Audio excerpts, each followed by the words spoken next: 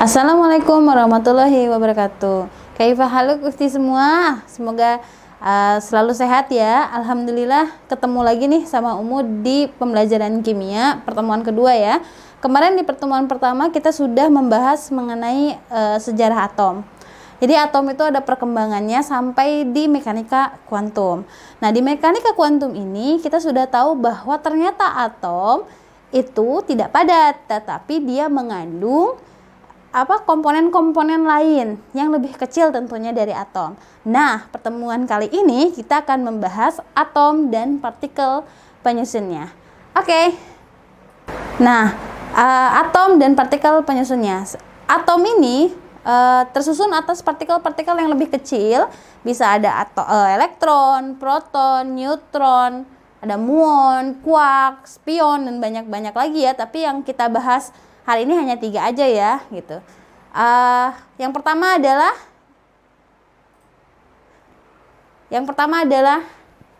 elektron, ya. Antuna lihat di sini. Elektron ini ditemukan oleh J.J. Thomson melalui percobaannya di sinar katoda. Dia punya massa sekitar 9,1 kali 10 pangkat negatif 31 dengan muatan yang negatif. Ya, memiliki massa atom relatif yang sebenarnya bisa diabaikan ya, 1/1000 satuan massa atom. Elektron ini adanya di mana? Elektron ini adanya di kulit. Nah, elektron ini dilambangkan dengan huruf E. Jadi kalau nanti Umu nulisin E itu artinya elektron ya. Oke. Next partikel adalah proton. Proton dilambangkan P.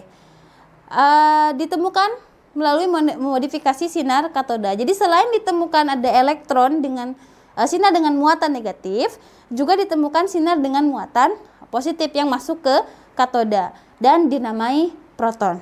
Memiliki muatan yang sama, tetapi tanda muatannya berbeda. Kalau elektron tadi dia muatannya negatif, nah kalau proton ini muatannya positif. Tujuannya apa?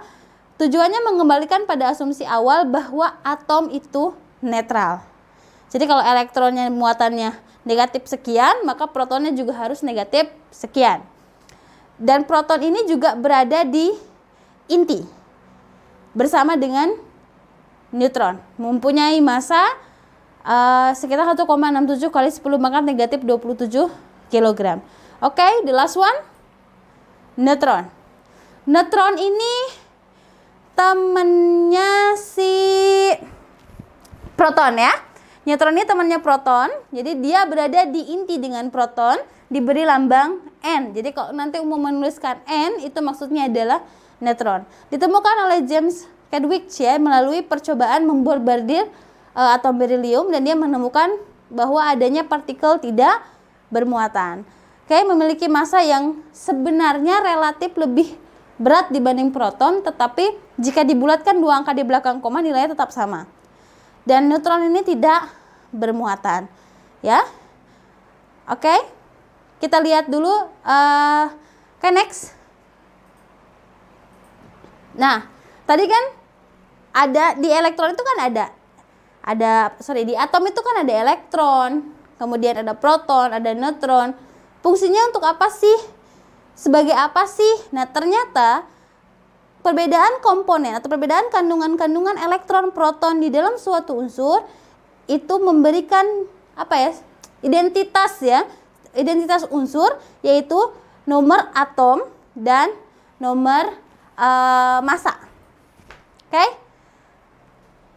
Yang pertama adalah nomor atom, dilambangkan dengan huruf Z ya. Jadi nomor atom lambangnya Z. Oke, apa sih nomor atom? Nah, nomor atom itu menunjukkan jumlah proton.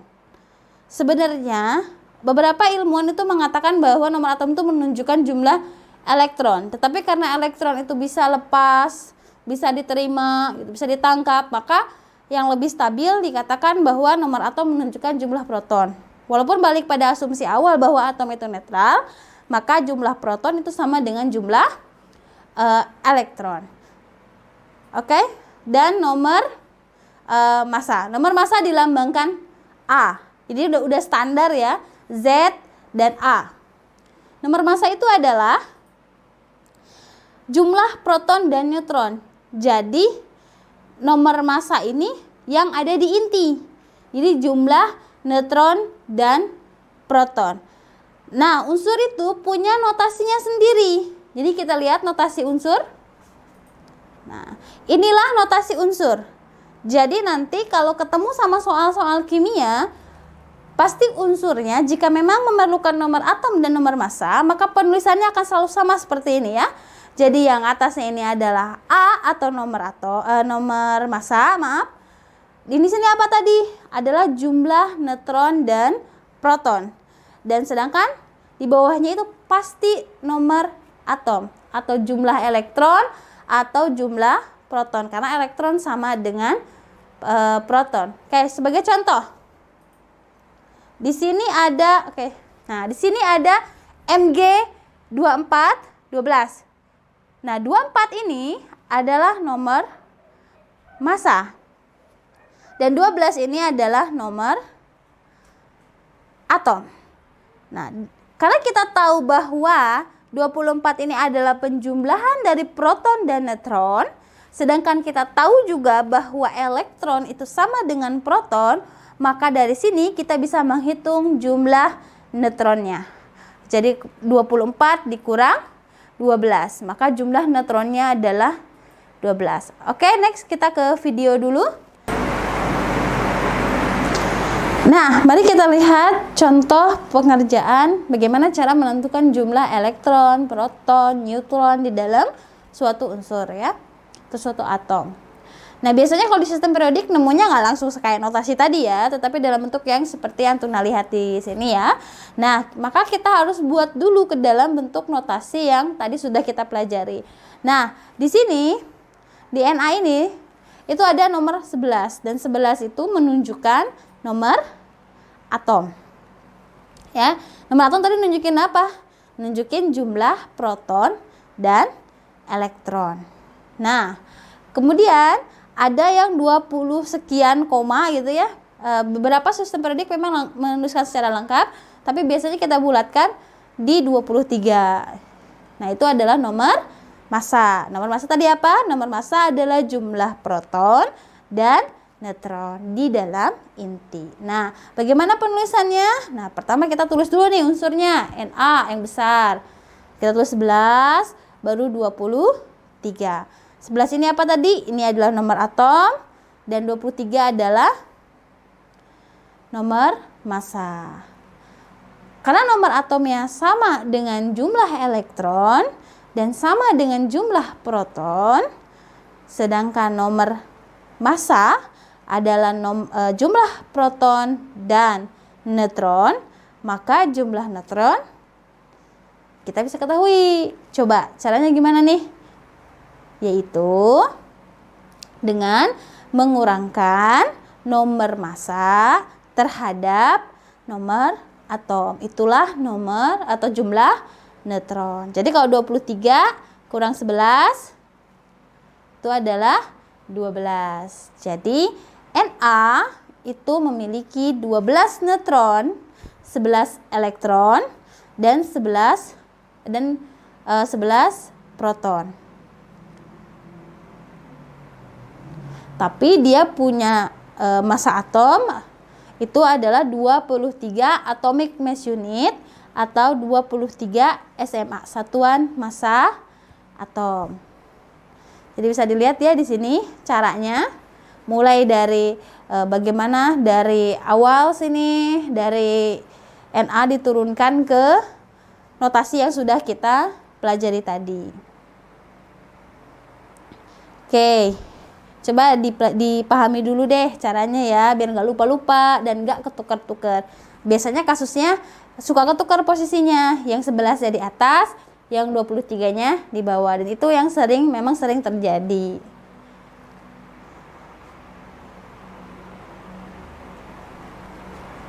Oke, nah selanjutnya next nggak popet. Nah, selanjutnya kita akan membahas isotop, isobar, isoton. Pernah dengar gak istilah itu? Ya ada yang, kalau yang udah dengar ya oke lah, udah dengar, kalau yang belum ya nggak apa-apa. Nah, atom di bumi ini banyak ya. Maksudnya ada beberapa anomali disebutnya. Jadi anomali itu kita kalau antum punya sistem periodik, coba dilihat dia punya nomor atom sekian, masa sekian tuh udah identitas yang original punya atom tersebut.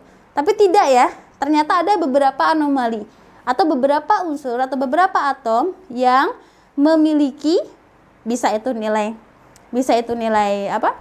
Nomor masanya, kemudian jumlah neutronnya. Nah, itu yang tidak seharusnya. Sehingga kita kenal dengan ada beberapa istilah yaitu isotop, isobar, dan isoton. Apa sih isotop? Oke. Isotop ini adalah, jadi isotop ini pasangan ya, nggak bisa satu, harus pasangan. Dan pasangan itu nggak harus dua, bisa 3, 4, atau lebih. Jadi isotop adalah beberapa unsur yang memiliki nomor atom yang sama. Jadi isotop ini unsurnya sama, karena nomor atom adalah identitas identik suatu unsur. Nomor atom berbeda, maka unsurnya berbeda. Tetapi apa dong yang bedanya? Yang beda adalah nomor massa. Nanti kita lihat contohnya. Oke, isobar. Isobar ini dia memiliki, kalau tadi nomor atom yang sama, nomor massanya berbeda. Kalau isobar, dia nomor atomnya beda. Kalau nomor atomnya beda berarti apa? Unsurnya beda. Tetapi memiliki nomor massa yang sama. Jadi kalau isotop ini nomor massanya sama, nomor atomnya sama, nomor massanya berbeda. Kalau isobar ini nomor atomnya berbeda, nomor massanya sama. Yang terakhir adalah isoton. Untuk mencari isoton ini harus ngitung dulu yang tadi ya, yang kita ngitung di atom natrium. Jadi dia dua-duanya beda. Nomor atomnya beda, nomor massanya beda, tetapi setelah dicari ternyata memiliki nomor atau jumlah neutron yang sama. Bagaimana sih contoh-contoh dari isotop, isobar, isoton? Nah, mari kita tonton video yang sudah Umu buat.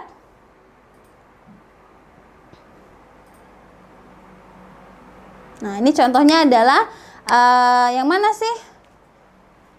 Ini contoh isotop ya. Nah, isotop itu ingat atomnya atau unsurnya sama ya. Ini contohnya ada C ya, kita ada karbon. Karbon nomor atomnya berapa?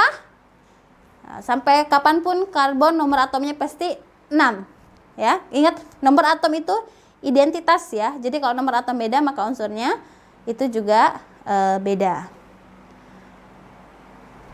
Ya, jadi isotop itu apa yang sama? Isotop itu adalah nomor atomnya sama, tapi nomor massanya beda. Oke, contohnya ada C6 ya. Ada berapa nih C punya isotop? C punya 3 isotop. Tapi ketiga-tiganya nomor atomnya sama, 6, karena dia karbon. Ada yang nomor massanya 13, ada yang nomor massanya 14. Kalau di sistem periodik antum lihat dia nomor massanya 12. Nah, jadi dia beda di nomor massanya saja. Tapi nomor atomnya sama. Nah, itu disebut isotop.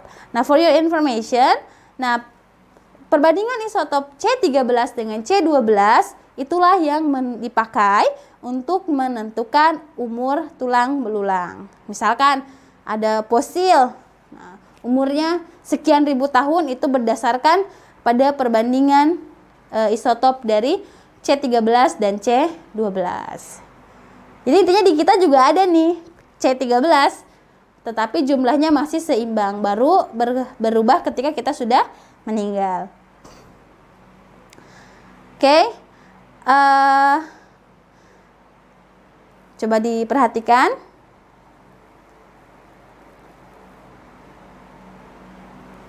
Nah, itu ya, isotop. Dia sudah paham kan tentang isotop? Isotop intinya apa? Atomnya sama, nomor massanya berbeda.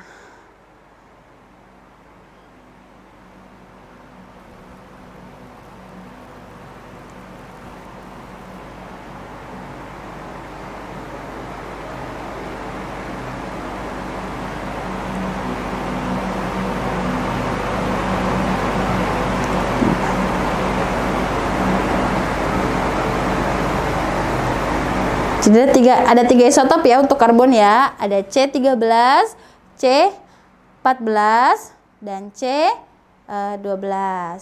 Nah, oke, setelah isotop apa lagi? Isobar. Iso itu sama ya. Nah, bukan orang iso. Ini isonya beda lagi. Iso ya. Iso itu artinya sama. Ada isobar. Tadi isobar apa? Isobar ini kebalikannya isotop. Kalau isobar dia nomor masanya sama, tetapi nomor atomnya berbeda. Artinya ini unsurnya beda ya. Nah, contohnya karbon lagi nih. Nah, di karbon itu ada karbon 14. Coba sekarang cari di sistem periodik mana unsur yang memiliki nomor massa 14. Apa coba? Nah, ini C14. Nah, kira-kira unsur apa yang nomor massanya 14? Itu nitrogen ya. Dia punya nomor atom 7, sedangkan nomor massanya adalah 14. Kita lihat bahwa keduanya memiliki nomor massa yang sama, tetapi nomor atomnya berbeda. Itulah isobar. Tuh, unsurnya beda. Kenapa beda? Karena nomor atomnya berbeda. Kalau isotop, nomor atomnya sama, maka unsurnya sama. Jadi kalau mana pasangan yang merupakan isobar? Ya karbon 14 dengan dengan nitrogen 14. Ya. Nah, itu. Jadi jangan ketukar lagi ya. Jadi kebanyakan kasus-kasus sebelumnya itu ketukar antara isobar dengan isotop. Mungkin karena saling berkebalikan kali ya. Oke, next. Kita setelah isotop, isobar, kemudian yang terakhir tadi apa? Isoton. Kira-kira yang ekornya ton-ton tuh apa sih? Selain proton, neutron ya. Nah, neutron isoton itu jadi dua unsur atau lebih di mana mereka memiliki neutron yang sama. Kalau ini memang harus hitung dulu nih buat nentuinnya. Nah, ada gitu? Ada. Contohnya adalah karbon 13. Karbon 13. Nah, dia punya pasangan isoton nih. Dengan siapa ya kira-kira? Boleh dicari kira-kira karbon 13 punya neutronnya berapa? Nanti cari sama Antuna di sistem periodik kira-kira yang punya neutron yang sama yang mana. Nah, ini karbon ini berkelihatan ya, di karbon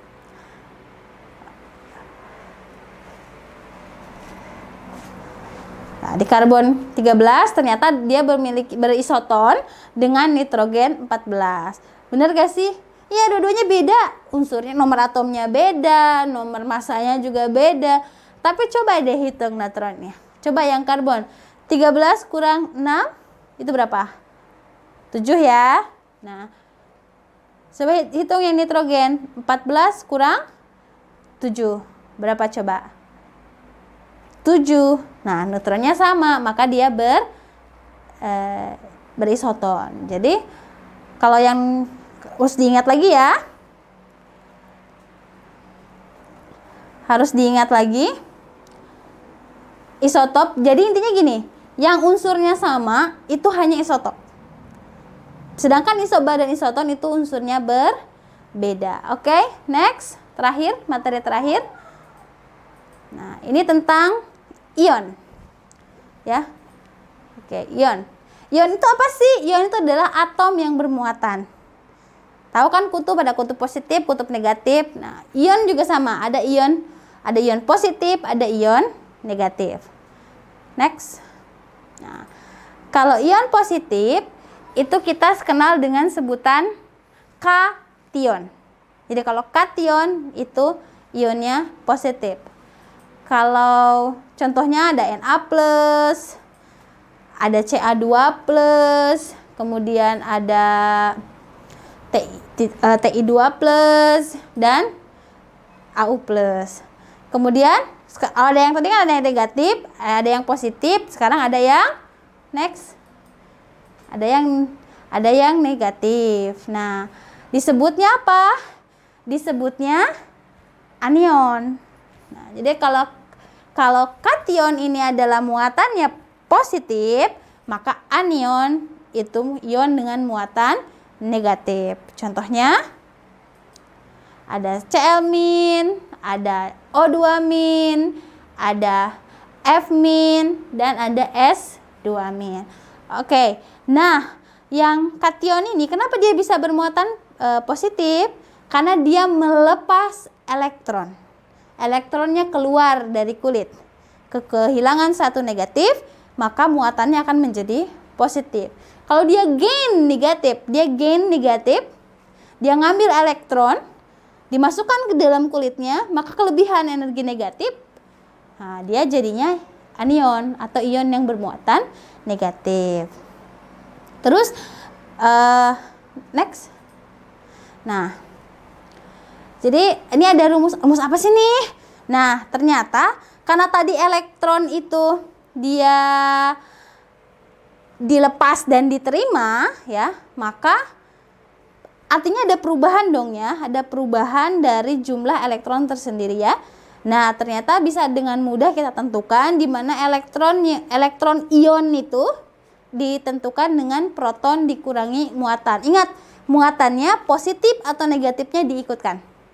Oke, kita lihat. Nah, bagaimana sih kita menghitung elektron ketika si unsur atau si atom tersebut itu mengion ya? Jadi elektronnya beda nggak sih sama ion netral? Ingat tadi asumsi kita pertama bahwa atom itu netral. Jadi kalau dia melepas elektron dan menerima elektron, itu berubah kan, muatannya nggak lagi netral, bisa positif jika dia melepas elektron, dan bisa menjadi negatif jika dia gain atau menerima elektron. Contohnya nih di Na plus ya. Jadi antum lihat di sana ada Na plus, Na plus. Muatannya berapa? Plus 1. Secara harfiah dia telah melepaskan 1 elektron dari kulitnya. Nah, Na ini punya nomor atom 11. Na punya nomor atom 11. Ini adalah jumlah elektron, jumlah proton ketika atom tersebut netral. Nah, kemudian ketika mengion berapa nih elektronnya? Nah, ternyata Na plus dia untuk tahu kita berapa jumlah elektronnya tinggal kurangkan saja jumlah protonnya dikurangi muatan, yaitu 11 dikurangi positif 1, jadi sama dengan 10. Artinya ketika Na plus dalam bentuk ion Na plus, dia hanya punya nih di sini ya, lihat 10 elektron. Gitu ya. Oke, alhamdulillah nih kita sudah sampai di penghujung materi. Kita ulangi dulu ya. Artinya kita sudah belajar 3 partikel penyusun atom. Sebenarnya partikel penyusun atom banyak ya, tapi yang kita pelajari saat ini baru 3, yaitu elektron, proton, dan neutron. Kemudian kita sudah belajar isotop, isobar, isoton. Jangan lupa notasinya, notasi atomnya. Kemudian juga kita juga sudah belajar ion. Sampai ketemu di pertemuan selanjutnya tentang bagaimana cara mengatur atau memposisikan elektron-elektron. Tadi ada yang nomor atomnya banyak ya. Bagaimana penyusunan atau konfigurasi dari elektron di kulit itu akan kita paparkan, akan kita pelajari di pertemuan berikutnya. Akhirul kalam. Assalamualaikum warahmatullahi wabarakatuh.